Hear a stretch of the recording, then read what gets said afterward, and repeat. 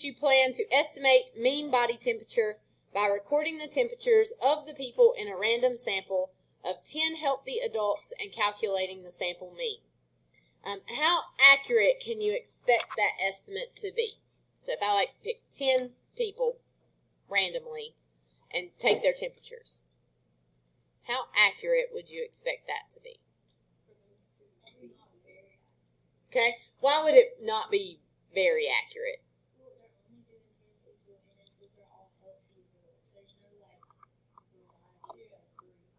Okay.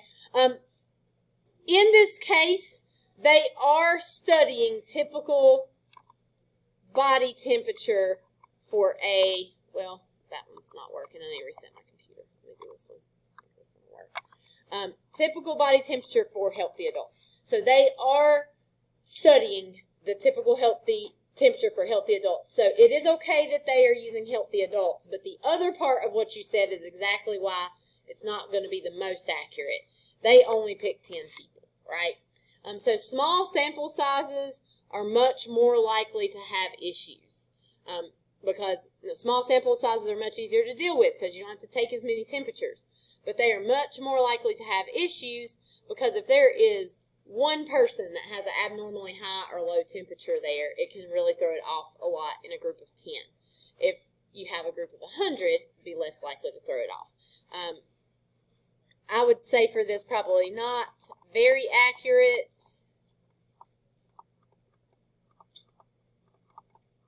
Because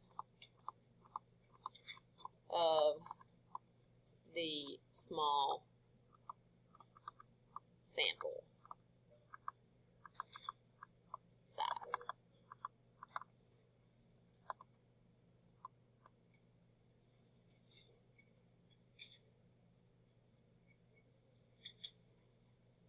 Okay, so it's unlikely if I took the temperature of 10 people in this room, it's unlikely that our average would be exactly 98.6, right? Now, it probably wouldn't be 92, and it probably wouldn't be 100.10 or 100.9 or something like that. It would probably be kind of close to 98.6, but it probably would not be exactly 98.6. So let's move on. All right, so we're going to pretend that we take these temperatures. We are going to get the body temperatures from a random sample of 10 healthy adults in this population. Okay, so let's get our calculators.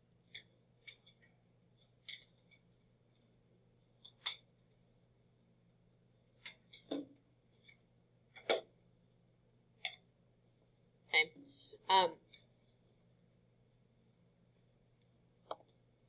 All right, and if I want to find this just asks me what is the mean temperature for this sample. If I want to find the mean, what do I have to do? Perfect. All right, so, add all those together, divide by the number there are. There's 10, so we're going to add all of those numbers together.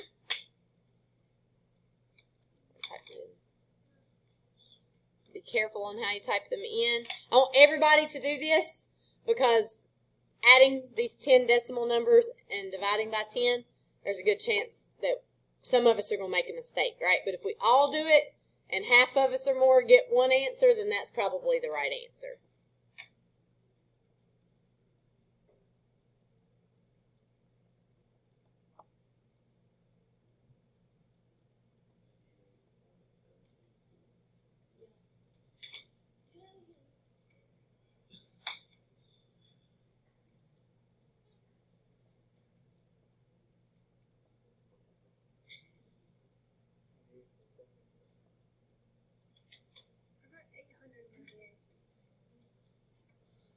I think you divided by 10 at the end. You want to add them all together, hit enter, and then divide by 10. Because if you just do divide 10 and you don't have parentheses around it, it's only dividing that last number by 10 is what's happening there. Where was I at?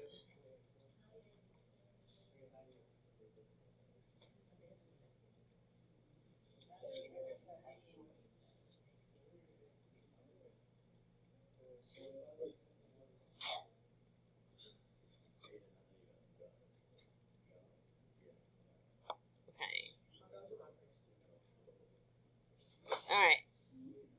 98.784. Did I hear that from several people? Okay. I think that there's enough of us that got 98.784 that is probably accurate.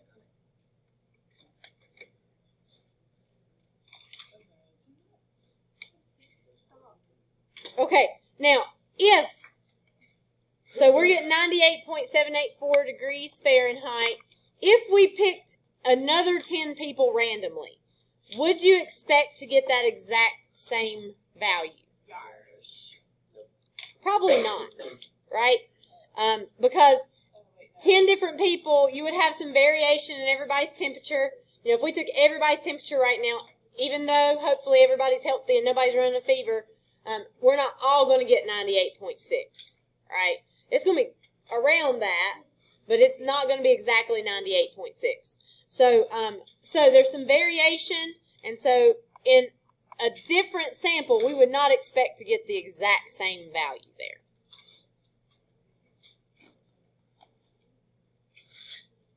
Okay? All right, let's continue with this.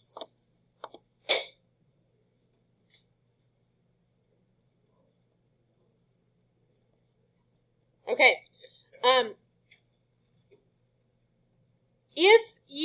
This is just an opinion question really right now. If you took a sample of 10 healthy adults and found the average to be 98.95 degrees, do you think that would be unusual? Okay, I'm hearing no. Why would you say no?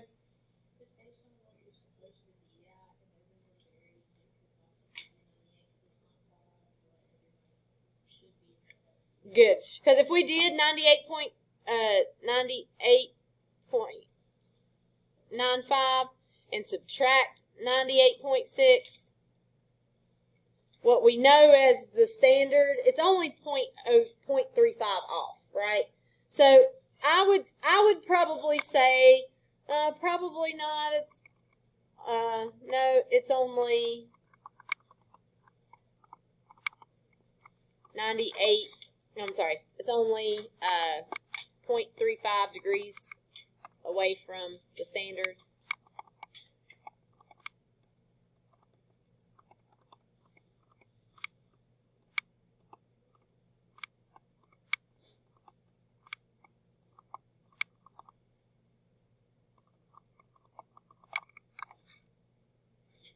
So I would think now, right now, we're just going with like our feeling about this, right?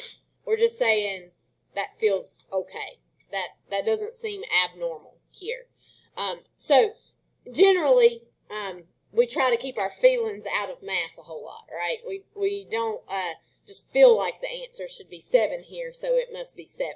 So right now, we're just kind of talking about the situation and talking about what seems okay and what doesn't seem okay. But we're working towards, I think we needed some numbers to decide if this is really okay. What about if we took this sample and it was 97.1 degrees? How do you guys feel about that? Is that okay? Do you think that would be? Yeah, let's try like that 98.6 minus 97.1.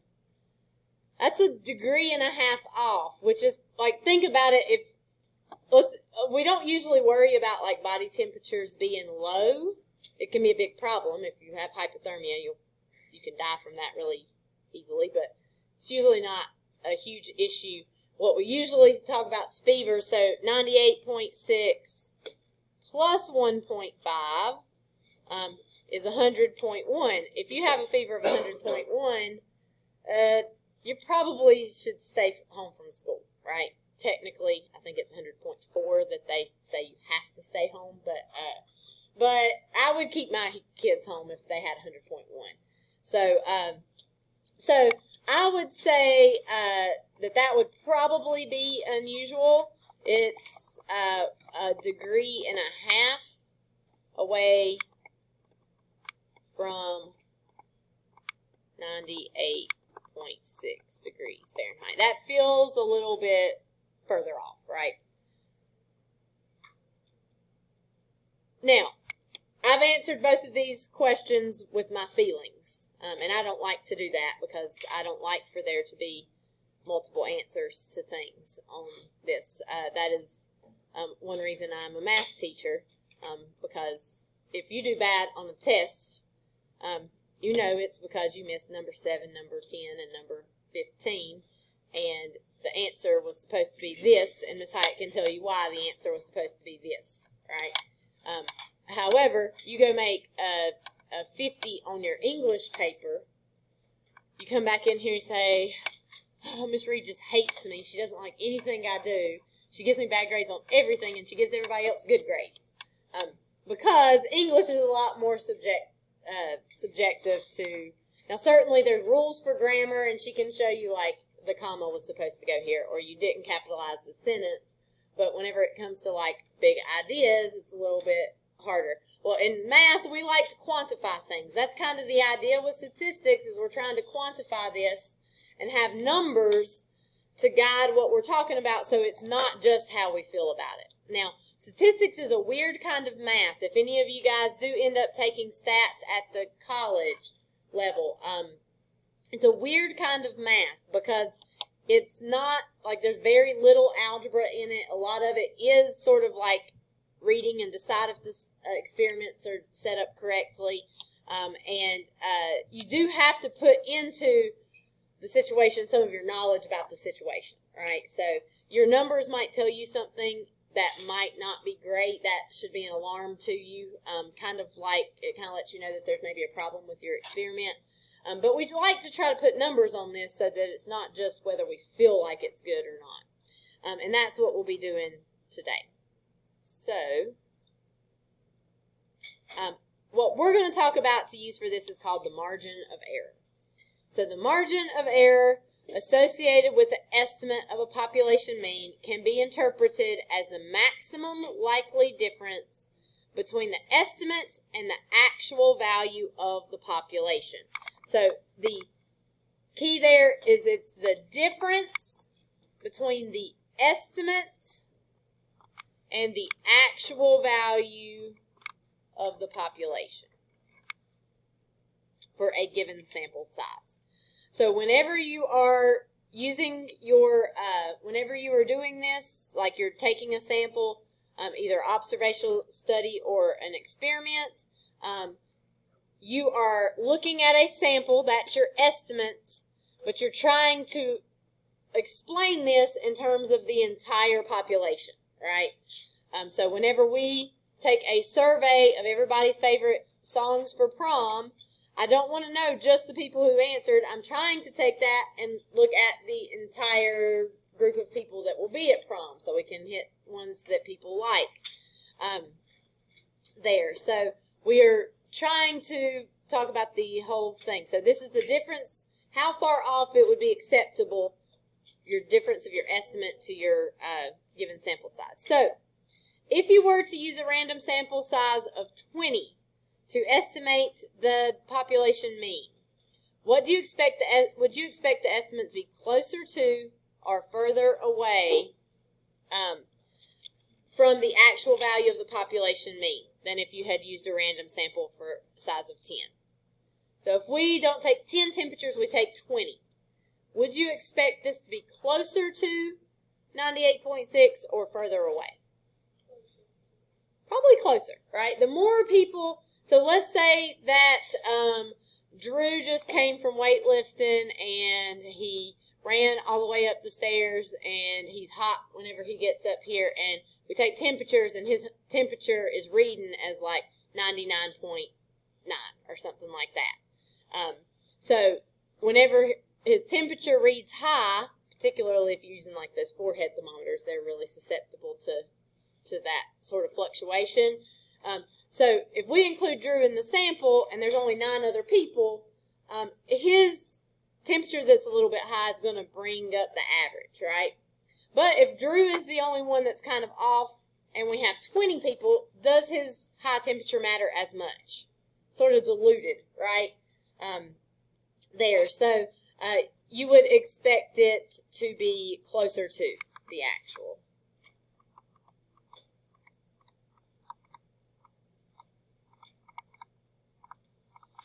Okay? So, what would you expect to happen to the mean of the sample data for a sample size of 50 or 100 or 1,000? As your sample size gets bigger, what would you expect to happen?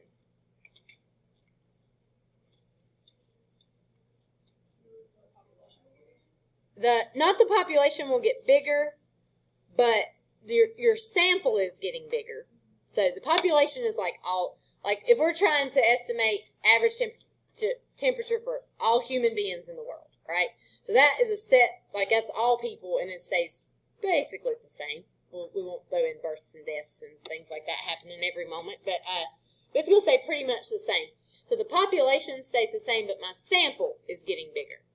So the more people that you ask, the more accurate your data should be, right? If I want to know average temperature and I only take the temperature of 2 people, and one of them, their temperature is a little bit high, I'm going to be way off, right?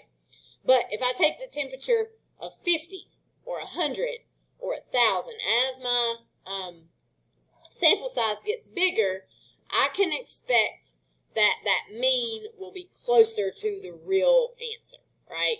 So the mean will be closer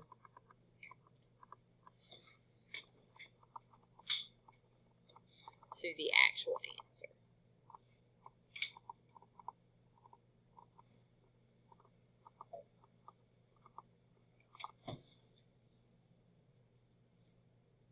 Okay. So this is important. If you ever look at a study and they have really small numbers, you've got to be really careful of using that information to for example, if I take a survey of all of you right now on a scale of 1 to 10, how much do you enjoy Coach Wood's singing? Right? So if we take that survey on a scale of 1 to 10, how much do you enjoy Coach Wood's singing? I could ask, if I just ask 2 people, so if I just pick Easton and Marley, how much, on a scale of 1 to 10, how much do you guys enjoy Coach Wood singing? 8.5, 10, okay? So we're looking at 8.5, 10. Let's see, I got that calculator up right there. So that's going to be 9.25 divided by 2. So if I only ask 2 people, my average and if I apply this to everybody for the whole school enjoys Coach Wood singing at a level of 9.25. Okay? So let's just do this so we can report our findings to him. I need to know on a scale of 1 to 10 how much you enjoy Coach Wood singing, and I'm going to record this data. So, Alvin, scale of 1 to 10, 7.5. Sailor. Elijah. 4. All right. Katie. 1 to 10. 6. 8.74. All right. Marley. I already got you. You cannot go above 10. Just 10 then, okay. 0.1. 10. Still feel like a 10? Yes. All right. Ayla. Passion. 5. You need to get your hearing checked. He's singing all the time. You obviously haven't had him in class either. If you had him in class, you know. Katie. 5. Carlos.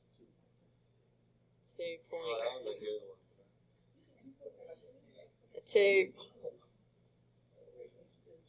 Andrea, on a scale of 1 to 10, how much do you enjoy Coach Wood singing? 7.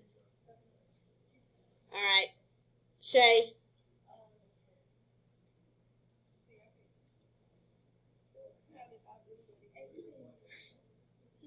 Alex. 7. 7.5? Okay, how many people did I just ask? We're all here today, right? So it's 18. All right, 6.7. So I'm going to write this down so I can report this to him. 6.7. All right, now, I did notice as I was asking everybody that most of the boys seem to rate him higher than the girls.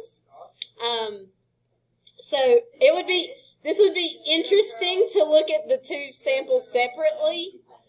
So it's not across the board, but I did notice that it seemed like girls were given a little bit lower rating than a lot of the boys. So, let's not get into that right now. It's going to complicate my data, okay?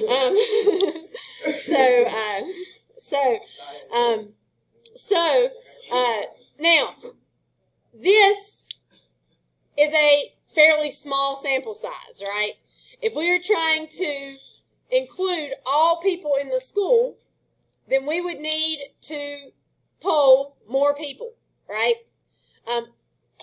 Now, the students in Miss Martin's room, or Mr. Brown's room, or obviously Coach Wood's room, are probably going to have some stronger opinions than maybe the people that are upstairs, because there might be people that have not heard his lovely voice yet to know. So as we had a bigger sample size, it would represent the population better, right? So whenever we looked at just two people, and I just picked Easton and Marley, we had an 8.25, right?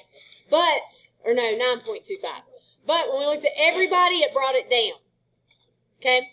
And as we sample more people, we would expect that to go closer to the actual mean for the data, right? So let's look at what's next. Okay. All right. So as sample size increases, margin of error should decrease.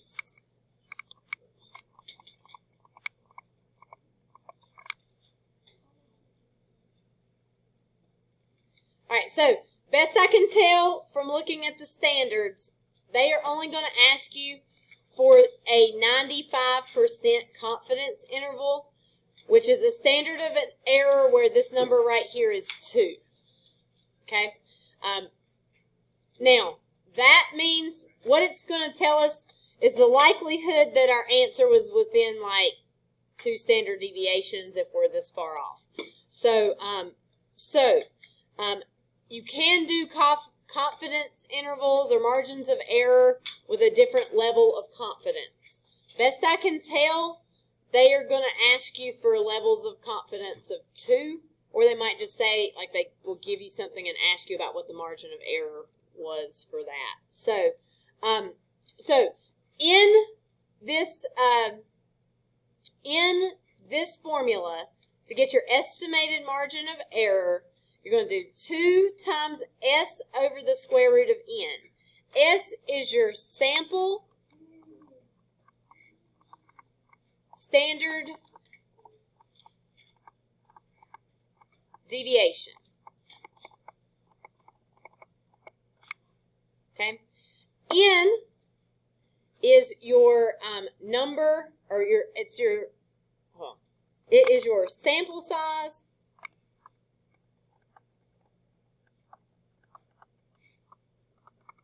which sample size is your number of data points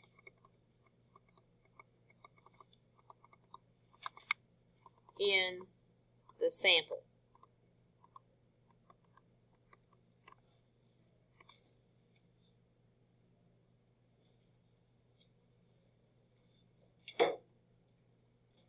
Okay.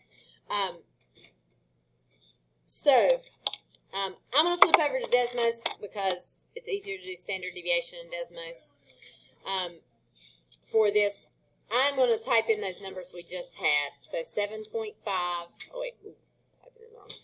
7.5, actually let's do 7.5, 5, 4, 6, 8.5. Where was I at? 8.5, 10, 10, 10, 7.5, 5, 2.36, 2, 7, 10, 4.5, 7.5.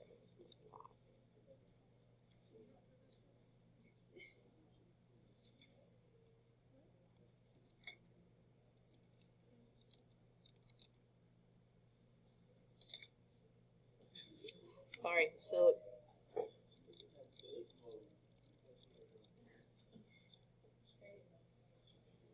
hold on. What have I typed in wrong? I don't want to use the table. I know how to do it with the table. I want to know. Let's see. Sorry, guys.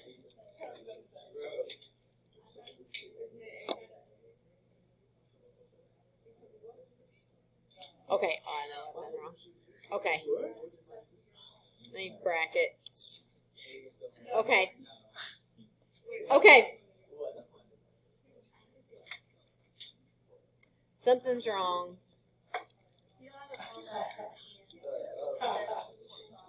Oh, yeah. There we go. Thank you. That. Okay. All right. So, all right. Everybody look up here. Sorry, that took me a second. I forgot how to do standard deviation, obviously.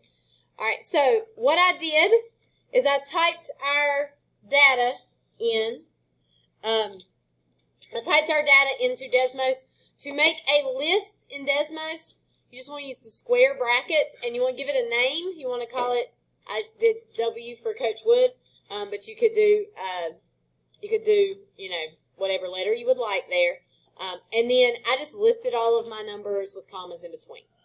And if you want to find the average, you can do it by hand like I did here.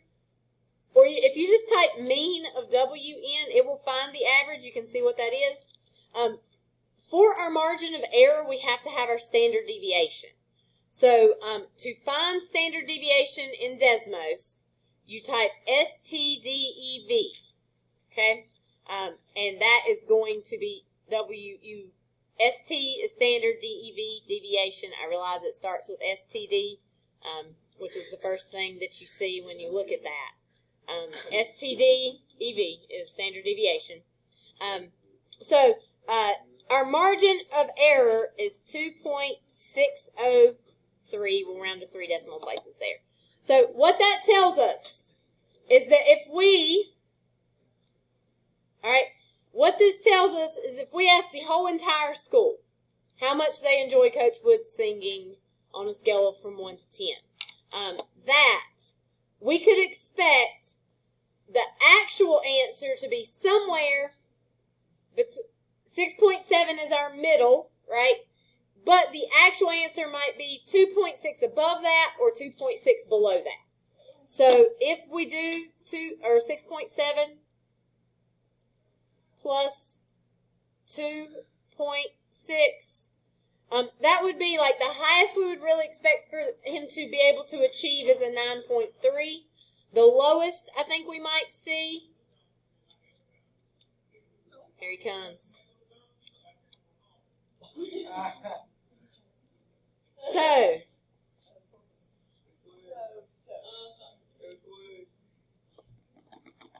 he's not coming down here, is he? I don't think. Say a little louder. No. We'll report. I'll send Drew down to tell him our findings later. So, like end of class, which is not long, but we need to get these last few done. All right, so let's look at a couple applications for this. All right, so for this here, suppose that a random sample, actually, okay, first of all right, so the sample from the beginning, all right, the sample from the beginning that we had,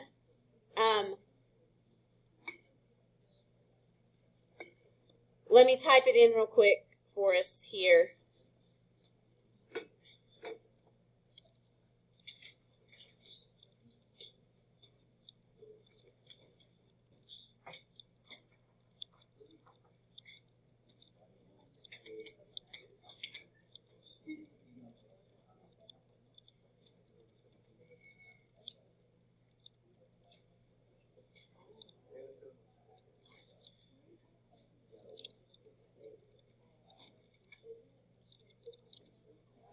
Okay.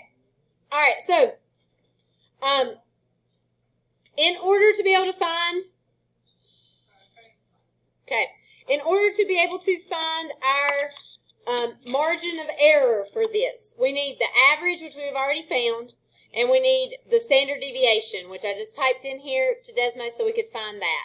So, actually, we don't need the average really for this. That it doesn't ask us for a confidence interval. So, we really just need the standard deviation.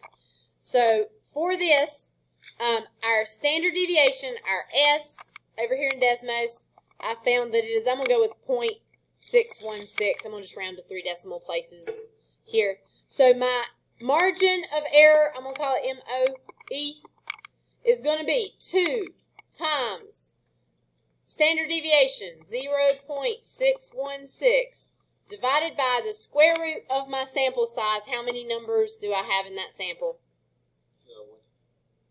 6, 7, 8, 9, 10, 11. Should be 10. All right. So, if I want to know margin of error for this, I'm just going to have to do 2 times 0.616 divided by square root of 10. And my margin of error is 0.38. Well, actually, that's going to round up to 390 there. If I do 3 decimal places. Unless I tell you otherwise, do 3 decimal places. Okay? All right, so that means that 0.39 above or 0.39 below still might be our actual average, right? So we got 98.784, but it could be, if we do 98.784 and we add 0.39, or if we do 98.784 and we subtract 0.39. Really, anywhere from 98.394 to 99.174 might be the actual average, right? And 98.6 definitely falls within that. So this would still support that 98.6 is the correct answer. All right. So let's suppose that they took a sample of 50 healthy adults and they're just going to tell us the mean and the standard deviation. The mean is 98.2. The standard deviation is 0.65. So we want to find the margin of error for this. So margin of error is 2 times the standard deviation, which is 0.65, over the square root of the sample size. What was the sample size for this one? 50. All right. So if I do 2 times 0.65 over square root of 50, I get a margin of error of 0.184. So, that means above or below the mean, I could still expect to be correct within that range. So if I do 98.2 plus 0.184, I get 98.384. If I do 98.2 minus 0.184, then I get 98.016. Okay? So, is 98.6 in that range? What? Between 98.016 and 98.384? 98.6 does not fall in that range. So, this would be evidence that the 98.6 is wrong. If everything was conducted well, this would be evidence that it's wrong. Now, that's I'm assuming they did more than 50 whenever whoever it is decided that was the average body temperature. So I would be hesitant to question it off of this. But this would statistically be evidence that that is wrong. Probably more investigation would be needed, but it would be evidence that perhaps this would be evidence that 98.6 degrees is wrong. Okay. The first one, although we did get a higher than 98.6, it was not evidence that that was wrong because it was still within our margin of error, right? 98.6 was still within our margin of error there. Okay. So by using this number, we're not just making it up, right? We are having concrete numbers on what we think is correct. So let's talk about confidence intervals really quickly. We've really already done them. A confidence interval, okay? A confidence interval can be written two ways. In this formula right here, X with the bar over it is your mean or your sample mean.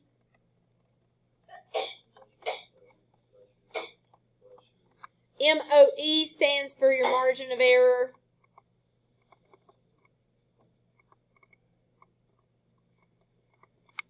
And X is your population mean, or you might want to think of this as your actual mean, the real answer, right? Yeah, MOE is margin of error. So there's two ways that this can be written. Okay, it can be written, for example, if we use our Coach Wood data, right? Our mean was 6.7. I'm sorry, I've got that backwards. Let me not. Wrong place. The bar is the. So our X would go here minus 6.7. Has to be less than or equal to. Margin of error on that was 2.603. So if I take the actual average of people that enjoy average enjoyment of Coach Wood singing minus our sample, the difference should be less than this. The other way that I could do that is I could take my mean 6.7 and subtract the 2.603 and 6.7 and add 2.603. And so if I do that,